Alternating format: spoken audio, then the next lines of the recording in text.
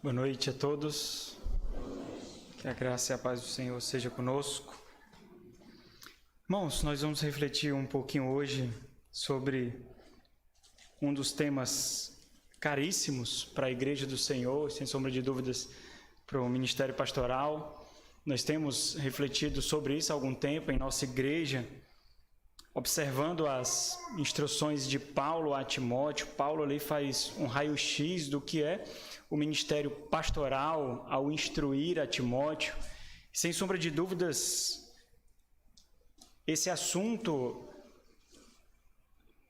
é um dos conteúdos que tem faltado nas nossas igrejas.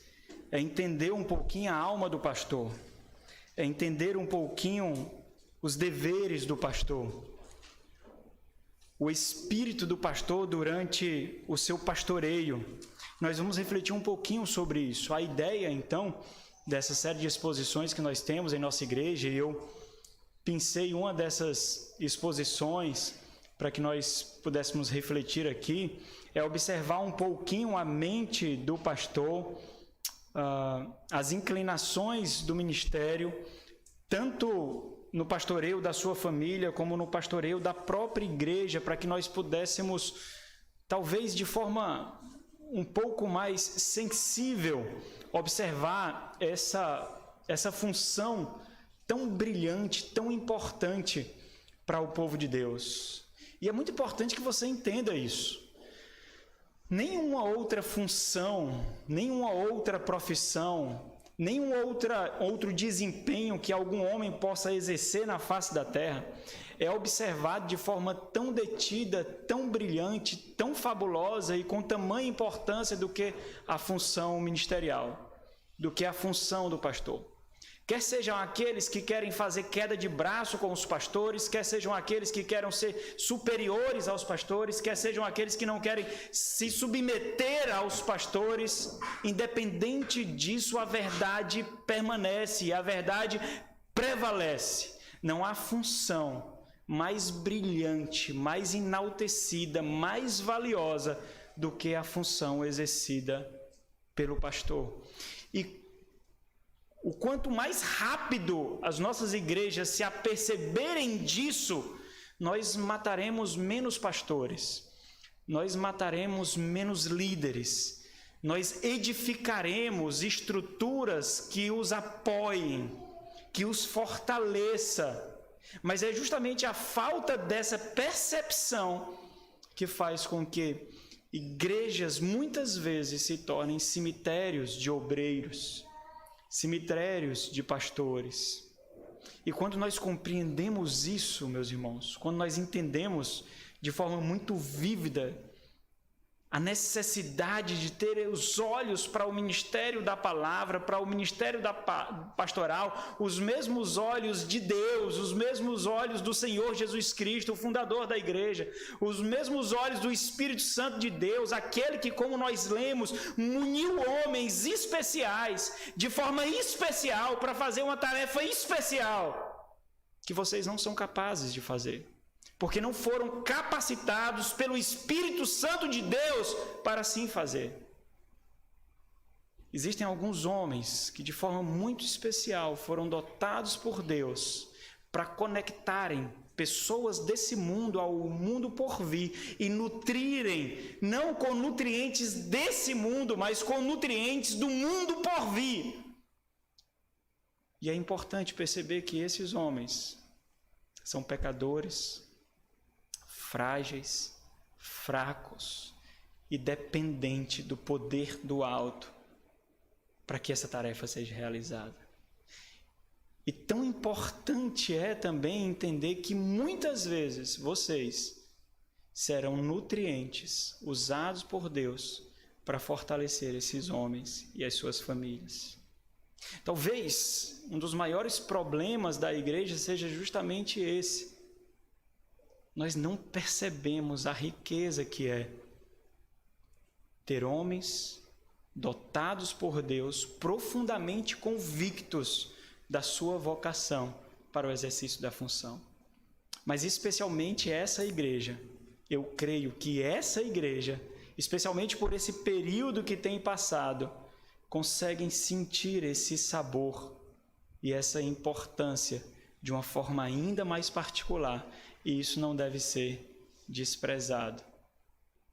Igrejas sem pastores morrem.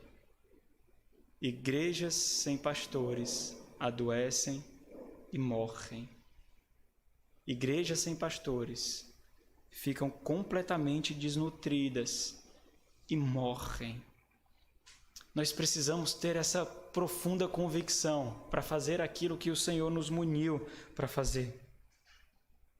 Grande parte do problema da igreja e dos seus líderes, portanto, talvez o maior deles, reside no fato de que a igreja, seus membros e seus líderes também não entendem, não compreendem, não são tomados pelo profundo valor da própria igreja, pelo profundo senso de riqueza do que é a igreja. A igreja não é um amontoado de pessoas. A igreja não é um ansiolítico para as nossas necessidades, para as nossas ansiedades. A igreja não é um clube, a igreja não é um amontoado de pessoas que buscam andar em comum para ter o regozijo das suas almas, ao mesmo tempo que comungam com esse mundo. A igreja é a instituição mais rica, mais bela que tocou nessa presente era, porque a igreja pertence ao mundo por vir. Então, se possui pessoas e igrejas que não entendem o valor dos seus líderes, também possui igrejas e líderes que não entendem o valor da igreja. E essa cegueira ou essa miopia dentro do povo de Deus é a sua própria ruína, é a sua própria destruição. O valor da igreja, portanto, muitas vezes por muitas pessoas é concebida de forma tal que não exige nada deles, nenhuma mudança, nenhuma renúncia, e isso é extremamente absurdo, porque exigiu o sangue, a carne do Filho do Deus vivo. Mas para muitos, não passa de um checklist durante a semana. Quando refletimos sobre a fé, quando nós refletimos sobre o próprio Cristo, quando nós refletimos sobre a sua obra grandiosa, fundadora do que nós somos, de uma nova realidade, desvendando para nós os mistérios de Deus que foram registrados nos anais da história da fé, infelizmente, a maioria de nós, diga-se de passagem, obstinadamente, decide não internalizar a grandeza disso tudo. E isso não acontece apenas com membros de igrejas comuns. Infelizmente, também muitos líderes sucumbem a essa realidade de desprezo para a própria igreja. Ainda que seja impossível olhar para a santa palavra de Deus e não perceber nos seus registros a riqueza do que é posta ali. Mas ainda mais, ainda que seja impossível olhar para a santa palavra de Deus e perceber que ela não foi escrita com papel e tinta, e sim com carne e sangue. Na verdade, se nós colocarmos os ouvidos de forma muito atentos sobre as nossas Bíblias, nós ouviremos ecoando os gritos e gemidos dos santos que viveram e morreram para preservar o bom testemunho de Cristo, a fé e a fidelidade no Deus Todo-Poderoso, no Cristo ressurreto e no poder do Espírito Santo de Deus. Mas nós somos muito agitados para fazer isso. Nós não queremos ver sangue, nós não queremos ver a carne moída, nós não queremos ouvir os gritos e os gemidos, porque isso incomoda o nosso coração, isso afeta o nosso ego. No entanto, muitos se colocam como um contraste ímpio e cruel dessa beleza sangrenta da fé, julgando cegamente ser possível relegar a fé, o testemunho cristão e a igreja à periferia da nossa vida. A igreja não ocupa a periferia da vida de ninguém. A igreja é o centro do crente, a igreja é o centro do cristão, ou a igreja está no centro de nossas vidas, ou nós não entendemos o que é igreja. Nós simplesmente relegamos a igreja às nossas comodidades, as nossas necessidades. E a pergunta básica diante disso é: o que você enxerga no relato bíblico de fato? Será que você vê ali uma fábula, uma mera ficção? Será que é impossível apagar o sangue, abafar os gritos e os gemidos? Porque muitos deram a vida pelo que nós vivemos hoje. O que você enxerga ao olhar os registros bíblicos? O que você vê? Você vê posturas insensíveis, você vê posturas apáticas, você vê posturas displicentes. E quando nós olhamos para a história da igreja, o que nós vemos? Os santos testemunhos de homens e mulheres que viveram e morreram pela fé, mas ainda assim, diante dessa pergunta, você pode pensar alguns casos e responder o que vê. Sim, eu vejo displicência, eu vejo apatia, eu vejo comportamentos ímpios e cruéis. E daí então vem uma segunda pergunta, que se harmoniza com a primeira. É verdade, você vê isso. Mas quais resultados você vê na vida daqueles que trataram o povo de Deus e a igreja do Senhor dessa forma? O que você vê? Quais são as consequências morais e espirituais daqueles que no relato bíblico ou na história da igreja trataram a igreja com apatia, com impiedade, com perversão, com imoralidade, com displicência, com insensibilidade? O que você vê? Quais são as consequências? Inanição, confusão, miséria, cegueira, insensibilidade, destruição e morte, porque isso também você vê. Isso também você vê. E quando isso acontece, nós vemos a podridão da alma tomando completamente o corpo e o levando à decadência, ao sofrimento, à morte e à miséria de suas próprias escolhas, porque escolhas podres geram vidas de morte. Mas isso também eu sei que você vê. Por isso a igreja e os seus líderes precisam definitivamente compreender algo que vai mudar de uma vez por todas o rumo da sua existência. A fé, a igreja do Senhor são tesouros inseparáveis um do outro, pelos quais nós somos chamados a viver e a morrer. Quer você aceite isso ou não, quer você entenda dessa forma ou não, essa é a mais pura verdade dos registros bíblicos. Qualquer um que não pense assim não é digno de ser membro da igreja do Senhor. Qualquer um que não pense assim não é digno e não tem a envergadura do alto para liderar a igreja do Senhor. Se você fizer uma análise muito rápida, muito rápida, se o seu líder espiritual, se os líderes da sua igreja tivessem a mesma disposição que você tem para a igreja, como seria essa igreja? Se o seu empenho para o estudo da palavra de Deus, para uma vida de oração, para a renúncia, tivesse o mesmo empenho que você tem para a oração, para estudo bíblico, para a renúncia, como seria a liderança da sua igreja?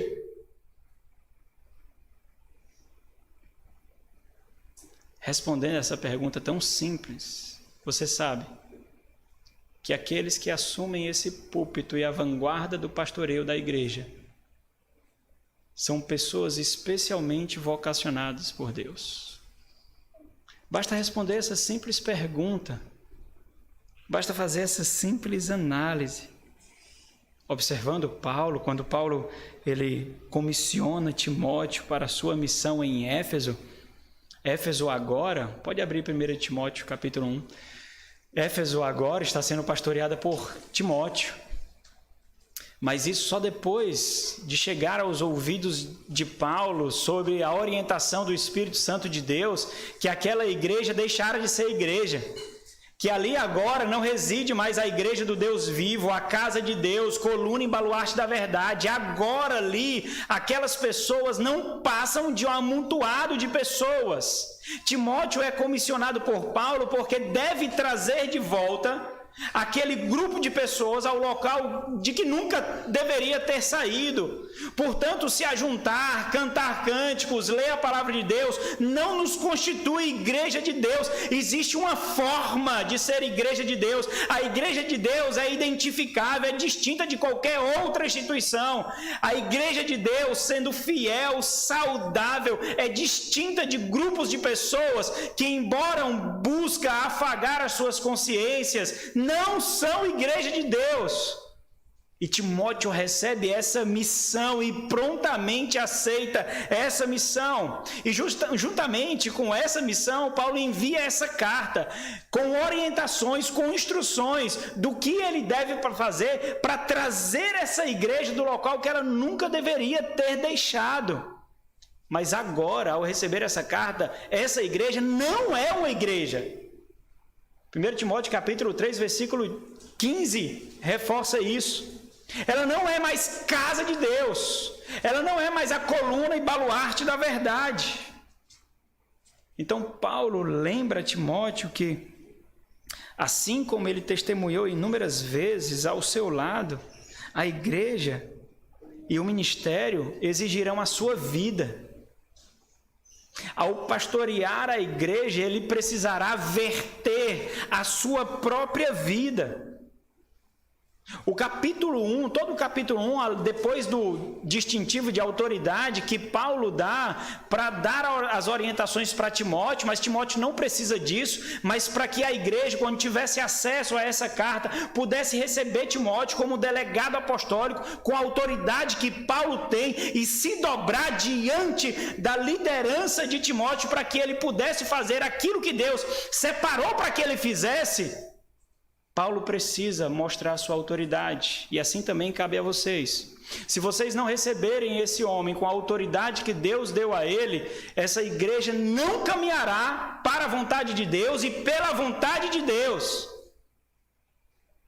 Confiança, irmãos, é entrega ao coração.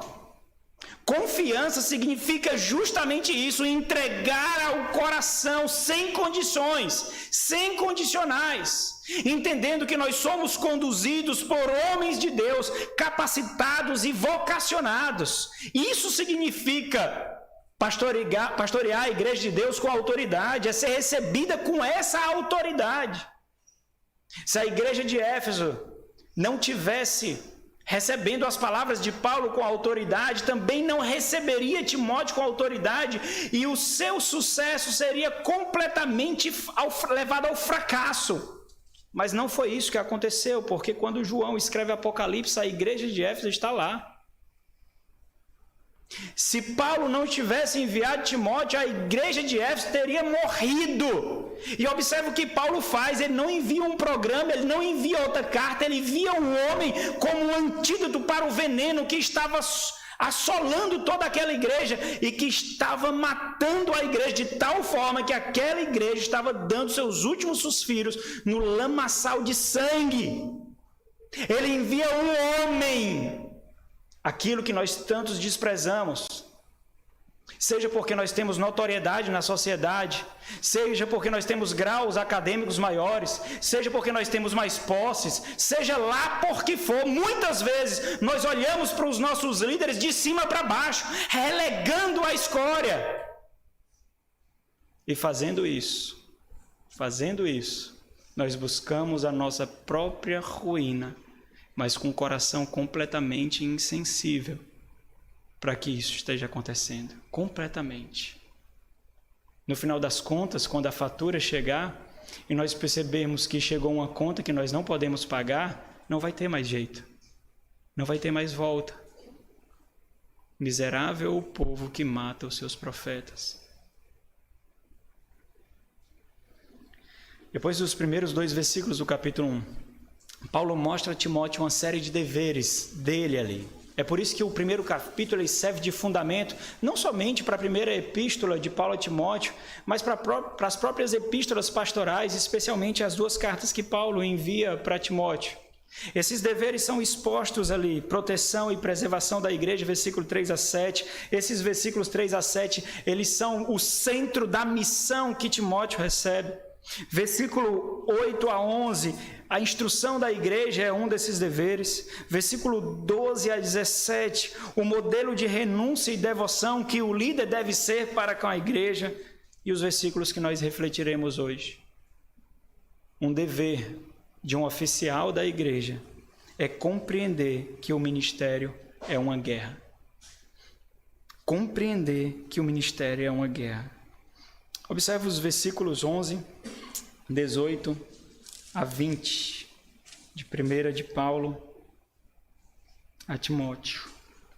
Este é o dever de que te encarrego, ó filho Timóteo, segundo as profecias que antecipadamente fostes objeto. Combate, firmado nelas o bom combate, mantendo fé e boa consciência, porquanto alguns, tendo rejeitado a boa consciência, vieram a naufragar na fé. E dentre esses se encontram Himeneu e Alexandre, os quais entreguei a Satanás para serem castigados, a fim de não mais blasfemarem. Vamos parar um instante e orar? Nosso Senhor, graças nós damos a Ti, ó Pai, porque coisas tão maiores do que nós estão sendo reveladas por Tua palavra. Graças nós damos a Ti por sermos expostos a uma porção tão rica das Tuas Sagradas Escrituras. Então, Deus, perfura o nosso coração. Dobra a nossa alma diante do Senhor, Deus. Ajuda-nos a perceber que não é contra sangue ou contra carne, mas contra essas realidades espirituais que se colocam contra o Senhor, contra a Tua palavra e contra o Teu povo, ó Deus. Faz a nossa consciência essa noite se tornar completamente cativas à Tua palavra e à igreja do Senhor. Em nome de Jesus. Amém. Um dever dos oficiais, compreender que o ministério é uma guerra.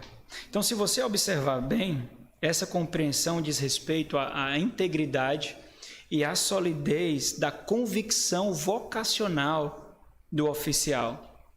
Aqui não reside o temor a homens, e é preciso solidificar isso de forma muito contundente.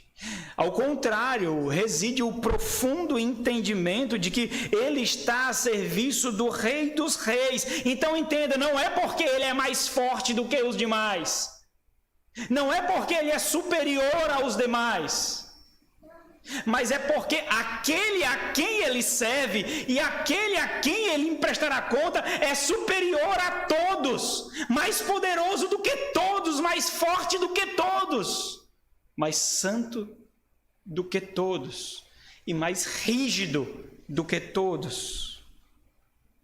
Ele está na presença do Rei dos Reis, mas não somente isso, ele cuida do povo que é exclusivamente dele, de Deus.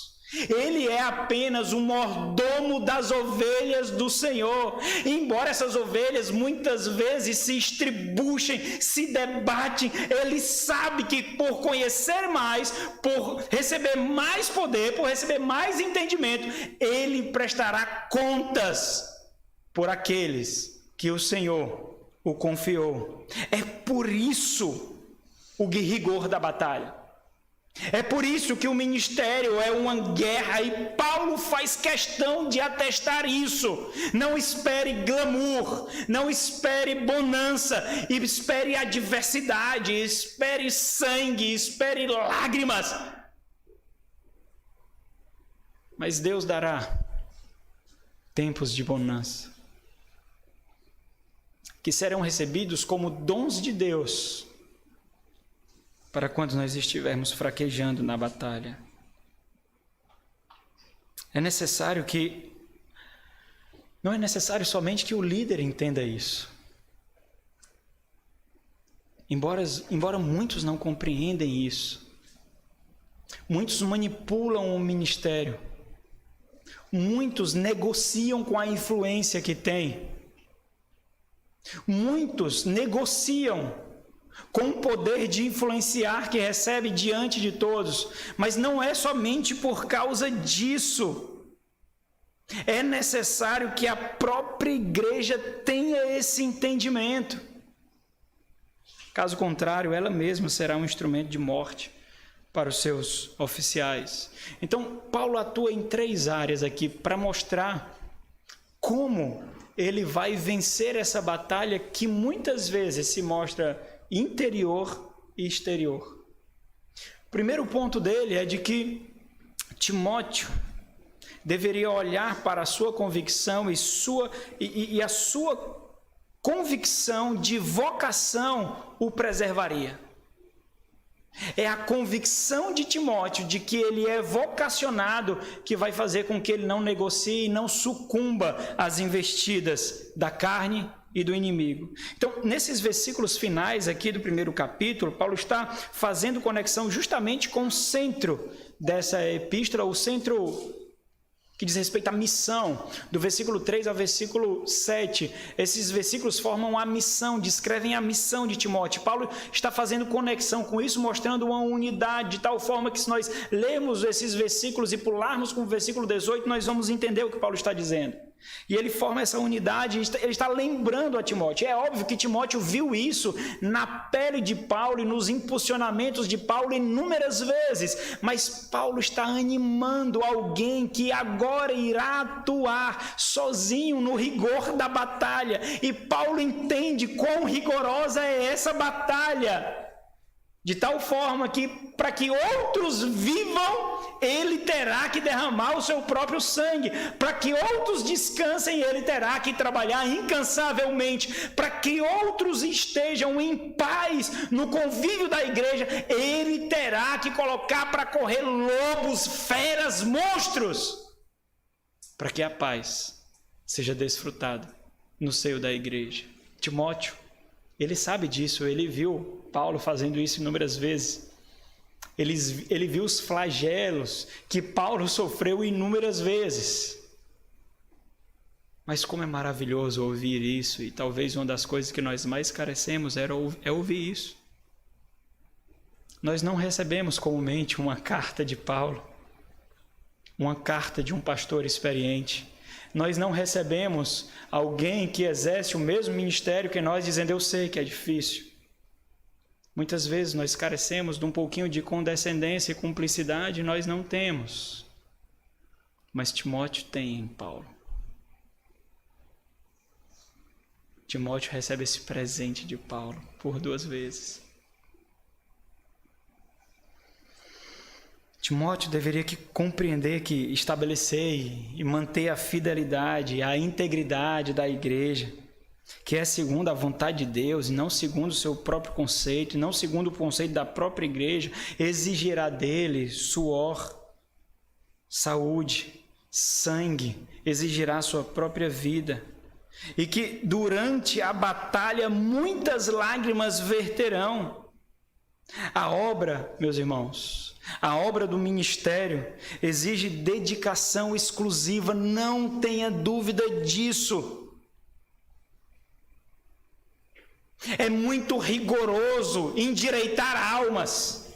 É muito complexo curar espíritos, feridas na alma. Exige um vigor e uma constância e uma atenção que nós não somos capazes de manter. A obra do ministério exige dedicação exclusiva. Mesmo que alguns exerçam outros trabalhos, a igreja do Senhor precisará da exclusividade dos seus ministros. E aqui é um ponto importante para a gente refletir. O ministro e a igreja precisa compreender, portanto, o que é vocação. Existem pessoas que deformam contundentemente o conceito de vocação para se acomodarem mais à sua necessidade de deleite com o mundo, a sua necessidade de fazer uma amálgama com aquilo que o mundo oferece e o ansiolítico que a igreja dá, reconfortando o seu espírito com as pregações, com os hinos, com as orações. É tão bom vir à igreja, eu me sinto tão em paz, eu me sinto tão fortalecido, que coisa maravilhosa. Ao mesmo tempo que vive uma vida mundana e perversa, não tenha dúvida, as portas do inferno o esperarão.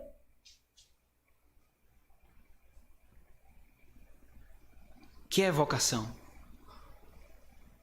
Vocação foi uma palavra cunhada por Lutero na Reforma Protestante para definir o que isso significaria.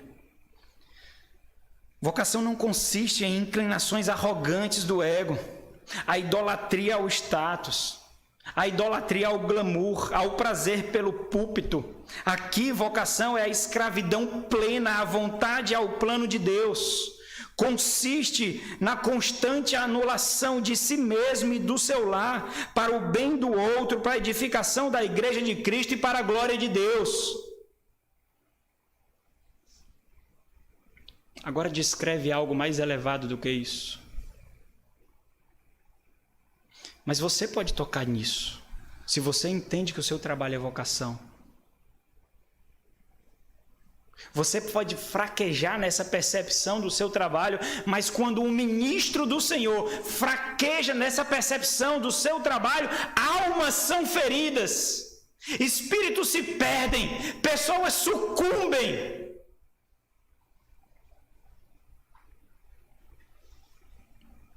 A vocação é a marcação e o empoderamento de Deus para uma obra especial.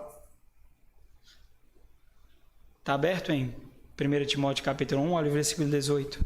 Vamos observar o texto aqui. Lembra do ponto. A convicção de vocação o preservará. Este é o dever de que te encarrego, ó filho Timóteo. E aqui, antes de nós nos determos em algumas palavras muito importantes, essa expressão de Paulo é uma expressão muito afetiva, ó filho Timóteo. A igreja de Éfeso esteve constantemente na mente de Paulo, constantemente. Paulo inicialmente fundou aquela igreja ali e depois passou mais 3 anos naquela igreja, seguindo a sua 3ª viagem missionária. O Espírito Santo de Deus faz o seu coração latejar, porque ele precisava ter mais uma reunião com os presbíteros que ele comissionou ali depois de 3 anos de edificação, porque o Espírito Santo de Deus lhe revela que aquela igreja passaria por rigores aterradores e enfrentaria lobos vorazes, perigos, feras, interiores e exteriores, de dentro e de fora. E é por isso que Paulo envia Timóteo. E Paulo vê a sua obra, a obra de Deus. Paulo sabia que ali tinha eleitos do Senhor, que ali tinha povo de propriedade exclusiva de Deus, mas Paulo vê esse povo naufragando, essa igreja naufragando. Aqueles que Paulo constituiu não perdura, sucumbem às investidas desse mundo. Então a exclamação de Paulo é muito contundente. É como se Paulo estivesse apelando para Timóteo para resgatar aquela igreja. Ó filho Timóteo, ó Timóteo, aquele em quem eu confio, eu te conheço, conheço a tua vocação, conheço o teu ímpeto, conheço a tua envergadura. Observa o dever de que te encarrego. Vocês já pararam para ver qual é a visão de Paulo sobre a igreja? A visão de Paulo sobre a igreja é a visão do Espírito Santo sobre a igreja. A visão do Espírito Santo sobre a igreja é escatológica, é daquilo que já foi realizado. É por isso que o Senhor não vê os seus pecados quando você está em Cristo. É por isso que o Senhor vê a igreja virgem, limpa, sem mácula ou ruga, santa e sem defeito. Essa é a visão que o ministro deve ter da igreja. De tal forma que quando você pisa em nossos calos, de tal forma que quando você nos agride, a percepção do ministro fiel é dizer, ainda ele não chegou o que há de ser.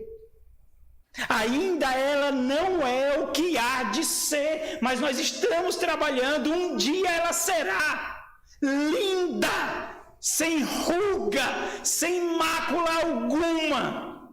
Ela será aquela por quem o Senhor deu a vida, com toda a obra realizada, perfeita, assim como perfeito é o seu Salvador.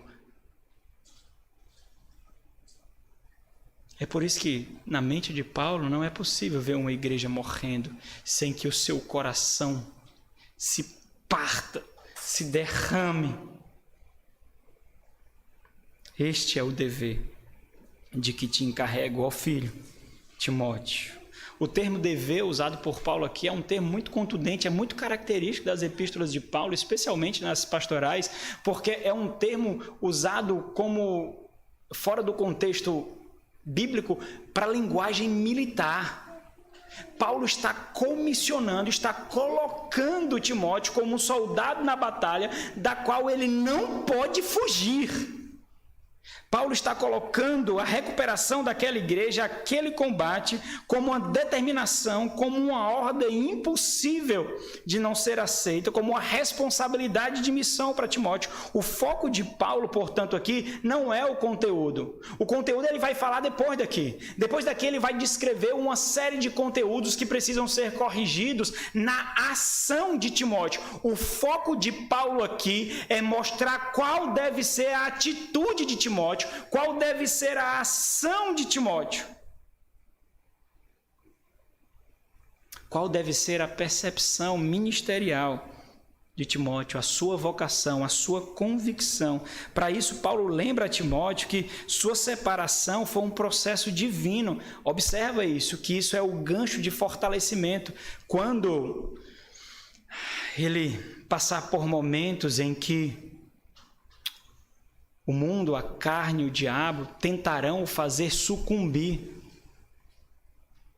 Olha a autoridade do processo divino de consagração de Timóteo aqui como recurso de âncora para que ele não sucumba aqui. Timóteo tinha a incumbência, a responsabilidade, então, de confirmar que ele foi consagrado por Deus. Que aquela consagração, aquele processo de separação não foi simplesmente um ímpeto da sua carne, o desejo por popularidade. É o que ele diz, segundo as profecias de que antecipadamente fostes objeto. Então, Timóteo ele foi submetido a um processo de separação divino. Profecias de indicação. Esse mesmo procedimento acontece em nossos dias, quando homens são separados por Deus e quando a igreja identifica esses homens como marcados por Deus de uma forma especial para realizar uma tarefa especial. E a igreja então confirma essa marcação. Esse é um processo que nós usamos como cerimônia a imposição de mãos, mostrando que aquela unção recebida por Deus numa realidade espiritual também está sendo reconhecida pela igreja do Senhor. E é isso que servirá de convicção para que ele persevere na batalha. Observe que o ânimo, a força e a motivação para movimentar o motor da perseverança se sustenta na convicção da vocação quanto à preservação no ministério. A obra a ser realizada vem do Senhor, de tal forma que essa obra também deve ser retornada para o Senhor. No entanto, o ponto de Paulo aqui não é nada romântico, como comumente nós vemos, como comumente nós pensamos. Ele realça ainda mais o caráter bélico da obra que será realizada, do que será exigido dele, da obra para o qual Timóteo foi separado, e ele usa a linguagem muito explícita para isso, e dessa forma Paulo lembra a Timóteo qual deve ser a mentalidade durante a obra. É batalha, é guerra, nós iremos nos ferir.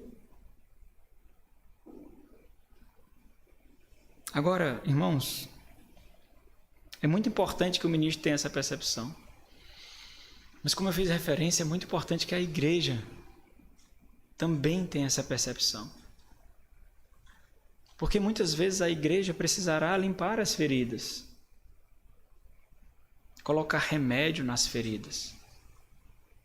Muitas vezes precisará levantar os seus soldados, porque foram atingidos. Invariavelmente isso vai acontecer. Mas infelizmente nós temos uma percepção muito errada do ministério, como super-heróis, como pessoas que não estão suscetíveis às artimanhas de Satanás, à fraqueza da carne. E isso faz com que nós soframos em silêncio. Isso faz com que nós fiquemos calados. Não compartilhemos as nossas feridas. Talvez alguns de vocês não façam isso, então vocês sabem o que significa sofrer em silêncio. O que significa não compartilhar, o que significa aquela sensação tensa e intensa de que não adianta falar, ninguém vai entender. Não adianta. Não adianta. Talvez alguns que se acham super crentes irão minimizar as dores, minimizar os sofrimentos, seja nosso, da nossa esposa ou dos nossos filhos. Porque você tem que entender algo. O sofrimento das nossas esposas são diferentes da de vocês, porque o peso é maior. O sofrimento dos nossos filhos são bem diferentes do de vocês, porque o peso, o rigor é muito maior. É só observar a obra que ele realiza, irmãos. Não é difícil de perceber isso. Não é difícil de perceber isso. É só observar a obra que realiza.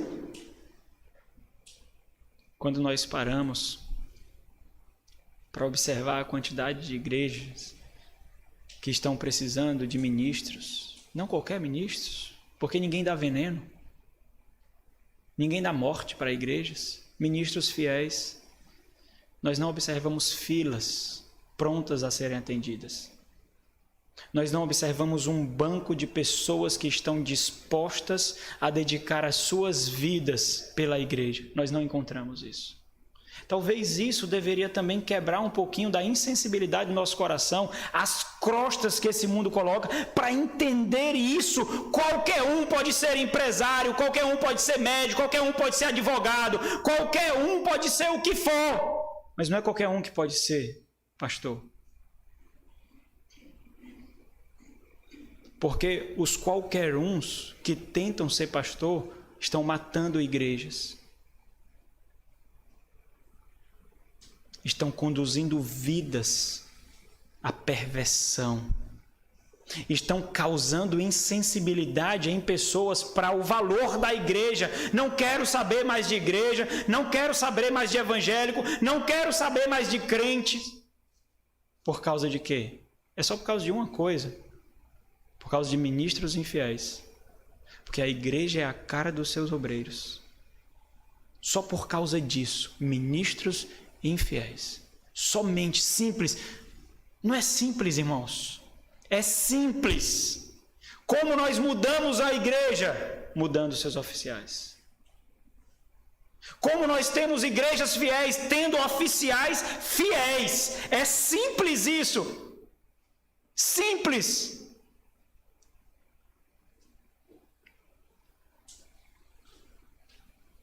Combate firmado nelas. Nelas o quê? Nas profecias que recebestes.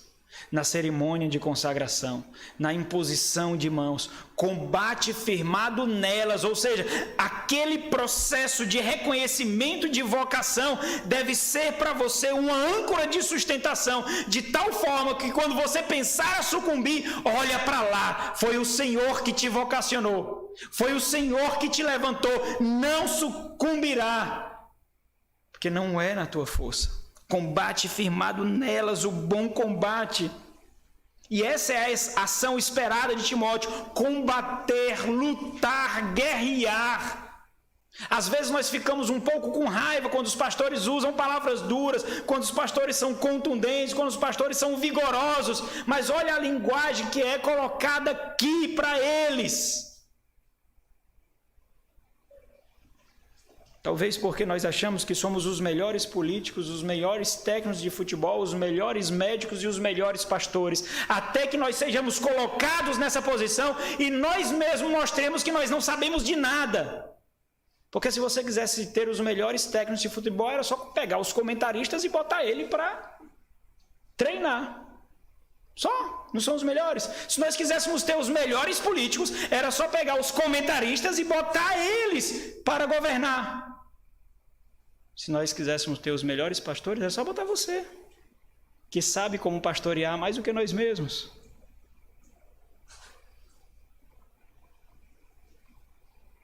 Combate, firmado nelas, o bom combate. Observe que Paulo está dizendo que existe uma forma de combater, não pode combater de qualquer forma. Timóteo tinha que combater como? O bom combate. E o bom combate não é segundo a sua perspectiva, não é segundo o entendimento da igreja. Então, muito cuidado com comparações, porque isso vocês terão a partir de hoje, comparações. O antigo pastor fazia isso, o outro pastor fazia dessa forma. Existe a forma de combater e vocês não sabem a forma de combater. É o Senhor da igreja que sabe qual é a forma de combater. O bom combate é segundo o Senhor da igreja. Então entenda muito bem, quando você se sentir impelido por sua carnalidade, ouvindo as influências de Satanás, que ao fazer comparações, você estará sendo instrumento para lançar um dardo inflamado no seu pastor.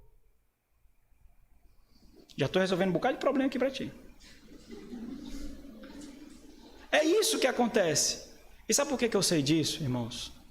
É porque quando nós nos achamos feridos, nós machucamos. E se tem alguma coisa que fere, é ter as nossas deficiências expostas. Mas feridas, para serem tratadas, tem que tirar aquela crosta lá, tem que tirar o curativo. E nós não gostamos disso, nós nos estribuchamos. Mas existe uma forma de agir. Eu vou dizer para você qual é a forma de agir. Cala-se e submeta-se. É simples. Obstinação não é uma marca do crente. Rebeldia não é a marca do crente. Isso ficou relegado ao coração de pedra. Aquele que possui o coração de carne, colocado na nova aliança pelo Senhor Jesus Cristo, não é duro, é de carne, é sensível. Então entenda isso. Se a igreja perde, não existe vencedores, todos estão errados. Porque a igreja está perdendo em qualquer dificuldade, em qualquer litígio, em qualquer complexidade. É a igreja que perde o bom testemunho de Cristo. E isso vale mais do que o seu conforto, a sua comodidade, a sua autoestima. Isso vale bem mais, bem mais. Existe a forma de combater.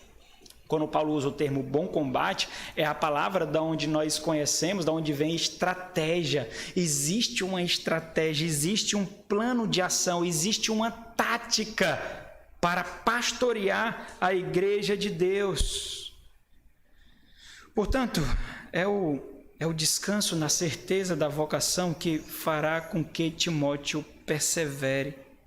E é extremamente importante compreender que isso não significa dizer que ele não passará por noites escuras da alma. Ele não sucumbirá a elas, mas elas virão. Ele está em combate, ele está em guerra, e elas virão quando menos nós percebermos, quando menos nós entendemos, porque a estabilidade da igreja muitas vezes significa a instabilidade de outros, porque serão minados. A harmonia da igreja, a unidade da igreja, muitas vezes significa a luta e o sangue de outros. Então, não desprezem isso. Não desprezem isso. Para o fronte ficar em paz, para a cidade ficar em paz, existe alguém no fronte lutando. Mas não desprezem aqueles que estão oferecendo essa paz, que estão concedendo essa paz. Segundo, a submissão à vocação o conduzirá. Muitas vezes o ministro se encontrará em bifurcações. Situações difíceis que não estão em livros de teologia, não estão em manuais pastorais, que nós não aprendemos em seminário, que nós não aprendemos em mestrado, que nós não aprendemos em aulas online. Muitas vezes nós nos encontraremos em bifurcações tais que exigirá de nós discernimento e sabedoria e muitas noites em claro. Muitas noites em claro. E muitas vezes nos custará a paz do nosso próprio lar, o tempo com os nossos próprios filhos. E aqui, submissão diz respeito à observância da soberania de Deus ao comissionar homens para o estabelecimento do seu plano de redenção. Ele não será submisso à igreja, intrinsecamente falando. Ele não será submisso a homens ou mulheres da igreja. Ele não será submisso a outras lideranças. Ele será submisso à vocação que recebeu.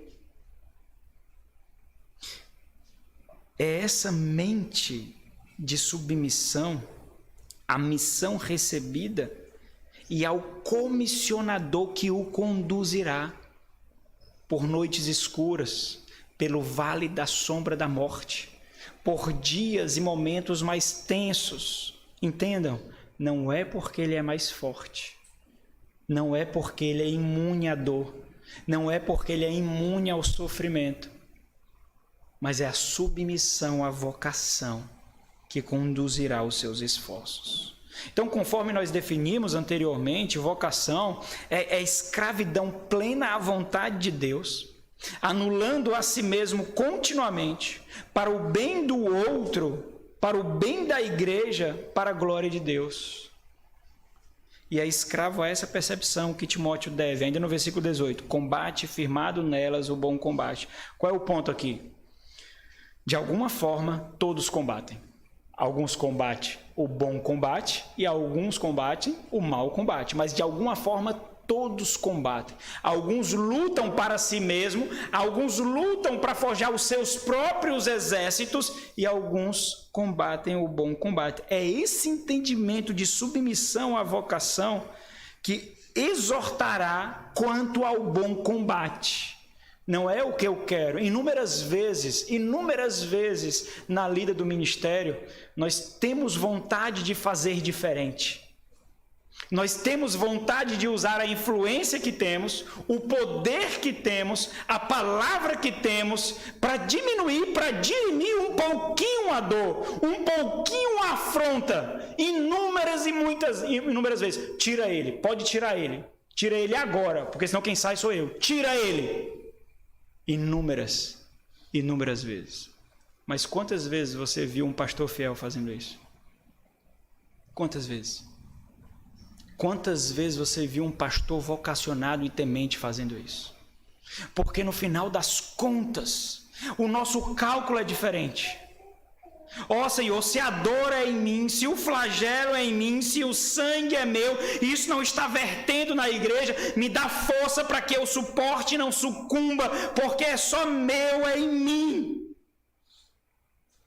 Inúmeras vezes. Inúmeras vezes.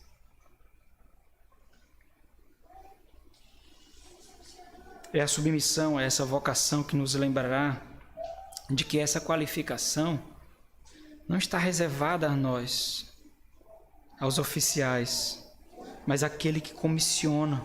E o tom de Paulo aqui continua sendo o mesmo, o tom de Paulo é bélico, a linguagem continua sendo militar. Essa percepção é essencial ao ministério. Olha o versículo 19, mantendo fé e boa consciência, como ele deve combater o bom combate? Mantendo fé e boa consciência. Qual é a disposição contínua de Timóteo na ação? Como ele deveria combater firmado na fé e na boa consciência? E fé aqui não é crença. Não é porque uns sabem menos e outros sabem mais. Não é porque alguns entendem de forma mais profunda e outros entendem de forma mais substancial. Existem muitos pastores que não têm a envergadura teológica de doutores, em que doutores estão matando a igreja, e esses pastores não estão matando, estão nutrindo a igreja, pastoreando, cuidando da igreja do Senhor. Então, fé aqui não diz respeito a crenças, a conhecimento, mas a confiança em Deus. É a fé que aquele que o levantou lhe preservará. E a boa consciência. A boa consciência é muito interessante, que diz respeito à convicção. E não somente convicção. É a satisfação de fazer o que faz, por isso faz. É o contentamento de fazer o que faz, é o prazer de fazer o que faz, de tal forma em que ele vive de um jeito em que a sua mente não o acusa quando colocado diante da lei de Deus. Isso é boa consciência. É ninguém que pega aqui, ó. Não tem ninguém que pegue aqui. Por causa de mim, por causa do testemunho da minha esposa, por causa do testemunho dos meus filhos. Ninguém pega aqui. Ninguém. Linguajar mais chulo, né? Não ter o rabo preso com ninguém. É isso. Coloque a minha consciência diante da lei de Deus e não serei acusado. Essa é a boa consciência. Observe que é a sujeição ao entendimento da vocação que conduzirá. A vocação cobra uma conduta, irmãos. É muitas vezes que nós não fazemos aquilo que queremos. É muitas vezes que nós não temos o que desejamos. A renúncia, portanto, será uma constante na nossa vida, na vida do nosso cônjuge, na vida dos nossos filhos. Por que eu não posso? Por que eu não vou? Por que eu não faço? Papai fulano faz, meu amor fulano faz, eles são membros da igreja. Porque a vocação nos cobra algo. E qualquer indício, qualquer faísca de algum tipo de corrupção ou de mau entendimento nos mostra com que nós estamos jogando. A igreja do Senhor, o bom testemunho de Cristo é valioso demais para nós colocarmos diante do tabuleiro. É valioso demais. A vocação cobra uma conduta, cobra um estilo de vida, cobra renúncia e firmeza. E isto é extremamente importante, porque a qualificação do sucesso ministerial é a fidelidade à palavra, é a fidelidade àquele que comissiona. Não é quantitativo, não é porque as pessoas estão postando ou repostando as suas citações em redes sociais, as suas pregações em redes sociais, não é por causa de tapinhas nas costas, depois de pregações, depois de culto. É a fidelidade ao comissionador, ao Senhor da igreja. É isso que determina o dever do oficial. E aqui existem dois grandes perigos no que diz respeito à vocação. Dois grandes perigos. Primeiro, temer a homens e viver para agradá-lo. O ministro fiel ao Senhor não teme nenhum homem da face da terra. Nenhuma mulher da face da terra. Pode ser o presidente do Brasil, pode ser o presidente dos Estados Unidos, pode ser o empresário mais bem sucedido do mundo, pode ser a pessoa mais eloquente, academicamente instruída, diplomada do mundo. O ministro fiel, ele não teme a homens, nem vive para agradá-lo.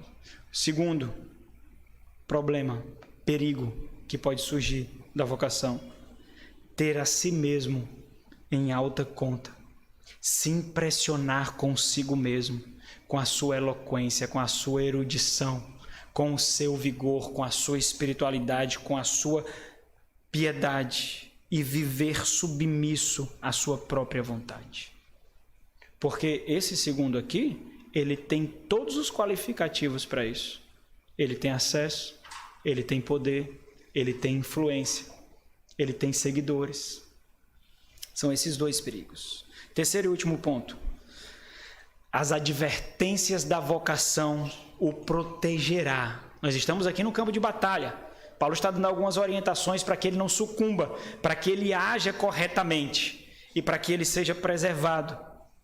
As advertências da vocação o preservarão. Isso significa dizer que a vida do ministro será uma constante em que ele enxergará placas muito reluzentes de advertência, em que ele não pode não respeitar essa advertência. Observa que as orientações de Paulo aqui são vitais, de tal forma que se Timóteo não observar esse caminho aqui, não observar essas orientações, essas advertências, não somente a igreja sucumbirá, mas como o próprio Timóteo sucumbirá. Imagine Timóteo retornando para o encontro de Paulo depois do fracasso, por não ter observado as orientações de Paulo, as advertências de Paulo. Eu sei que nós fazemos isso com muita facilidade, irmãos, eu sei. Quantas vezes você já recebeu uma orientação do irmão mais velho, da própria igreja, do seu próprio pastor, e você simplesmente não fez? Nós fazemos isso com uma facilidade absurda, nós brincamos com o Espírito Santo de Deus, nós zombamos constantemente da palavra, como que se o que estivesse diante de nós fosse apenas um conto de fadas. Também não é tão rigoroso assim. Olha, observa aí, eu não fiz e não morri, eu não fiz e está aqui meu casamento, eu não fiz e continuo na igreja. É dessa forma que nós observamos. Talvez você tenha esse privilégio, os ministros não podem ter esse privilégio. Talvez você tenha o privilégio do erro. O ministro, ele não tem o privilégio do erro. Simplesmente não tem. O ministro fiel ao Senhor, ele levanta as guardas para que você baixe as suas. Ele repele lobos para que você fique tranquilo na seara do Senhor. É completamente incoerente crentes na igreja de guardas levantadas. Se a igreja é um local onde você não pode baixar as suas guardas, a igreja é o local que você não deveria estar. Porque não é possível ficarmos na igreja com a mesma postura que nós ficamos no mundo. Afinal de contas, nós somos a geração eleita, o povo de propriedade exclusiva de Deus, povo santo.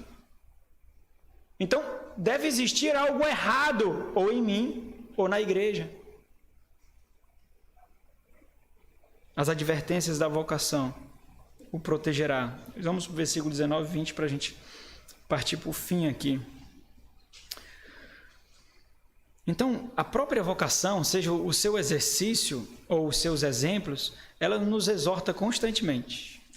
O objetivo de Paulo aqui é mostrar que aqueles que naufragaram, eles tanto evidenciaram a deficiência da convicção da sua vocação, como também eles realçaram o fato de que eles não exerceram a vocação de forma submissa que deveria exercer, por isso sucumbiram, ou seja, não combateram o bom combate como escravos à fé e à boa consciência, porque se assim o fizessem, não teria sucumbido. E ele vai citar pessoas aqui factuais. Então o contraste de Paulo aqui é óbvio. O ministério fiel e o ministério herético. Timóteo chega na igreja de Éfeso, o que ele se depara? O ministério herético. O ministério herético que fez com que aquela igreja, ela cortejasse a morte e abraçasse a morte, a tal ponto que se casou com ela. E agora vem um ministério fiel, que deveria purificar aquela igreja. Então a pergunta que nós respondemos aqui nesses versículos é: por que Timóteo deveria ter essa postura e disposição observada por Paulo? Aí Paulo vai dizer o motivo. Olha, é o seguinte: se não observares, você se juntará a outros que não observaram. Versículo 19: porquanto alguns, e o termo usado por Paulo, Paulo usa esse termo inúmeras vezes, irmãos, nas epístolas pastorais aqui, especialmente nas duas cartas a Timóteo. Algumas pessoas, alguns, porque alguns. Qual é a impressão que isso dá quando nós estudamos o texto bíblico? A impressão que dá é que Paulo está descrevendo algo que era muito comum de acontecer.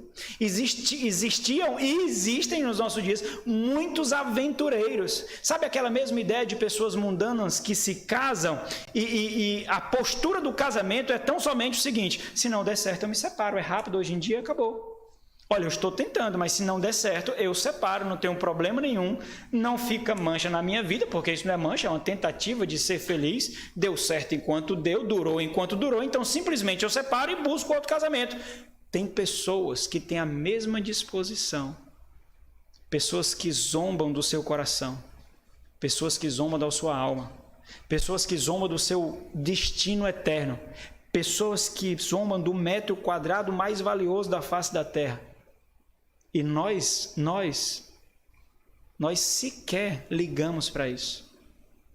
Pessoas que um dia são ministros do Senhor, tornam a sua vida reprovável, desprezível, repreensível, deixa a igreja do Senhor e simplesmente fica por isso.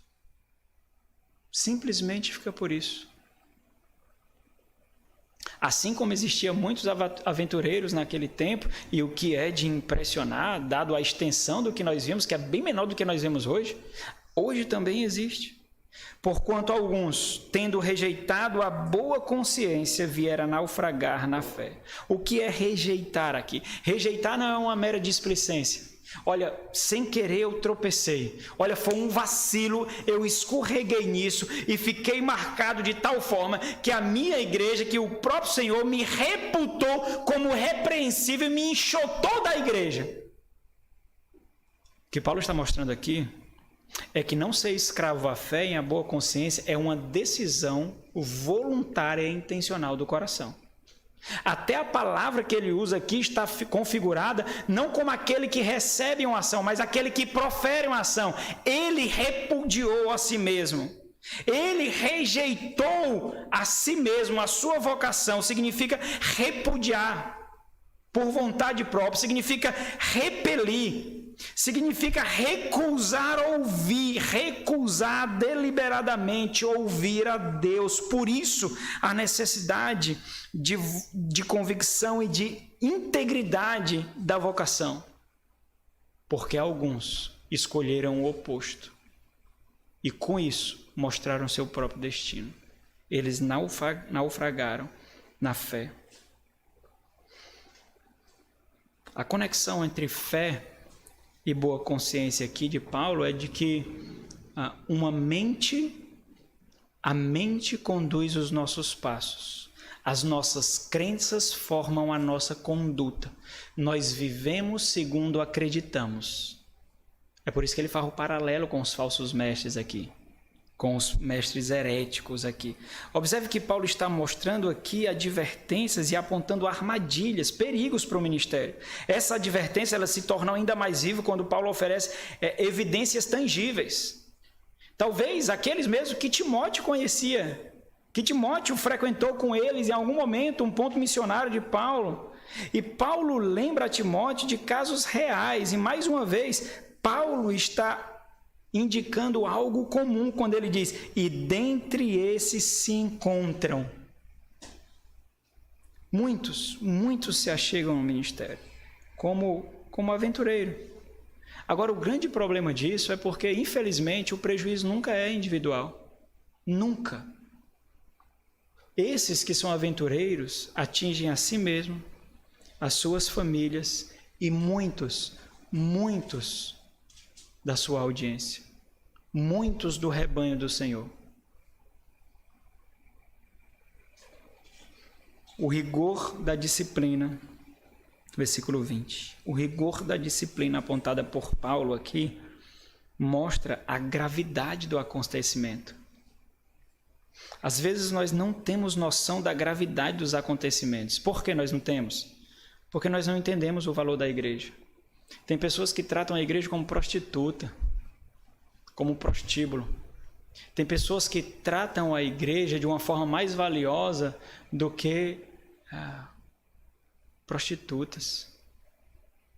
Quando nós temos o valor baixo da igreja, nós não entendemos por que tanta rigorosidade. Aqueles que forem disciplinados e excluídos do nosso meio, nós devemos tratar como gentil e publicano, nós não devemos repartir a mesa com ele, nós não devemos ter relacionamentos com ele, nós não devemos voltar a voz para ele, a não ser para exortação e evangelização, e unicamente assim, mas com muita facilidade nós dizemos, mas para que tanto rigor? Por que tanta falta de amor? Mas essa palavra não mostra que você ama mais a Ele do que os seus líderes, não mostra que você ama mais a Ele do que a sua igreja, não mostra que você tem mais amor do que Cristo. Essa palavra denuncia contra você mesmo, porque você tem uma baixa percepção de valor da igreja. Porque se eles fizessem o que fazem com a sua esposa, com seu cônjuge, com a sua filha, você sequer levantaria a voz para ele, você sequer levaria a mão a ele. Mas o valor que nós temos à igreja é tão baixo, tão pequeno, e nós buscamos subterfúgios para nos parecer mais assépticos, para nos parecer mais limpinhos. Olha o rigor de Paulo aqui. E olha aqui como Paulo enaltece a comunhão dos santos. Quando ele diz, versículo 20, e dentre esses se encontra Himeneu e Alexandre, os quais entreguei a Satanás para serem castigados, a fim de não mais blasfemarem. Himeneu aqui só aparece aqui e mais uma vez na segunda carta de Paulo a Timóteo. Alexandre era um nome comum, aparece pelo menos, nós vemos 5 vezes aparecendo no Novo Testamento. Paulo menciona, por exemplo, na segunda carta, no capítulo 4, mas muito provavelmente não se refere a esse Alexandre aqui. Paulo menciona um Alexandre na igreja de Éfeso, em Atos, capítulo 19, versículo 33, e é possível que este, que está em Atos dos Apóstolos, descrito ali, que é descrito como um crente, tenha sido um dos líderes da igreja de Éfeso. Mas o ponto é que, independente da identificação que nós temos desses homens ou não, eles foram identificados como falsos vocacionados. E que eles, muito provavelmente, fizeram parte da igreja que agora sucumbe, que é mencionado em Atos 20. Independente disso, o ponto principal de Paulo é mencionar os desastres causados por aqueles que sucumbem a esse mundo, por aqueles que sucumbem à sua própria vontade, e o que os motivou? O presente século, as barganhas desse mundo, os manjares desse mundo, e ao que tudo indica, esses nomes eram conhecidos por Timóteo. Olha o castigo deles. O castigo deles também realça a preciosidade da comunhão dos santos. Essa expressão utilizada por Paulo é a mesma expressão utilizada na primeira carta aos Coríntios, no capítulo 5, quando ele diz, os quais os entreguei a Satanás. E entregar a Satanás ali significa remover da comunhão dos santos, remover do aprisco do Senhor, remover da proteção dos pastores. Significa especificamente isso. Para esses, no entanto, a comunhão dos santos não significava nada. Pode remover, pode não remover, eu posso faltar, eu posso não ir, eu posso simplesmente decidir ir à comunhão dos santos quando eu bem entender. Isso mostra também o valor do que é a comunhão dos santos. O ponto de Paulo aqui é destacar que a vocação ela possui advertências que, se observadas, protegerão os oficiais. Então, para a gente concluir, os oficiais da igreja, meus irmãos, e todos aqueles que aspiram ao oficialato, eles precisam compreender muito bem que o ministério é uma guerra. É uma guerra que muitas vezes pode ser percebida, portanto, pode ser percebida por outros, portanto, é uma guerra exterior. Mas, talvez a grande maioria das vezes, é uma guerra interior, que dificilmente serão percebidos pela maioria. Ele desfrutará disso constantemente, a sua esposa receberá as consequências disso e os seus filhos. O exercício do ministério é um campo de batalha. E uma das armas que constantemente aparecerão para nos apunhalar, para nos machucar, é a ingratidão. Aqueles que outrora foram pastoreados, aqueles que foram cuidados, aqueles que foram nutridos, aqueles que foram amparados inúmeras vezes, de uma forma extremamente ímpia e carnal, forjarão uma ingratidão cruel no coração. E não somente nós que exercemos o ministério pastoral serão expostos e feridos, mas infelizmente e invariavelmente a nossa família também será atingida. Nós simplesmente não conseguiremos protegê-los completamente. Isso quer dizer que o ministério é um campo minado. Todos os passos, todas as palavras, todas as medidas devem ser calculadas. Tudo que fazemos exercerá um peso extremo na vida de outros, e isso influenciará tanto a vida deles aqui, quanto a vida e o destino espiritual deles eterno. As suas decisões não serão simples, nada simples. Tudo pode causar um grandioso impacto. Cada comportamento precisa ser milimetricamente planejado. Existe atenção constante de implicações negativas, não percebidas em nossas ações, em nossas palavras, nas ações da nossa esposa e dos nossos filhos, nem sequer calculadas, que serão reputadas como malignidade. Atenção, portanto, se torna o nosso padrão de vida, nos flagelando dia e noite, a nós e a nossa família. E a realidade é que nós não temos muita margem de erro, não. Contudo, mais uma vez, não é suficiente os oficiais compreenderem isso. Vocês precisam compreender isso. Talvez muito do que eu falei aqui vocês nunca escutaram. Vocês não escutam pregações desse jeito, porque é colocada sobre nós a necessidade de ter uma postura firme, forte, sólida e estável. Mas eu tenho aprendido que é por não perceber, que é por a igreja não perceber isso, que a igreja tem sido tão cruel com seus oficiais. É por escondermos as nossas almas de forma tão contundente daqueles que pastoreamos, que somos tão feridos e tão injustiçados. O ministério pastoral é uma dádiva de Deus, não pense o contrário. Tudo que eu falei aqui não depõe contra o ministério pastoral, mostra a beleza e o fato de que ele é realizado por Deus e não por nós. O privilégio de se gastar por algo que liga pessoas à eternidade. O privilégio de plantar na eternidade almas que outrora foram perdidas, escravas de Satanás, manipuladas por sua própria carne. O maior privilégio que um homem pode receber é ser ministro do Evangelho de Deus. Que vocês possam experimentar essa realidade com o pastor Jânio e sua família. Eu me sinto extremamente honrado de ter caminhado e caminhar um pouco próximo com essa igreja, de conhecer o pastor Jânio e sua família e de estar pregando aqui essa noite. É uma profunda honra para mim. Talvez os irmãos não entendem a grandeza do que isso significa, mas as festividades espirituais são gigantescas.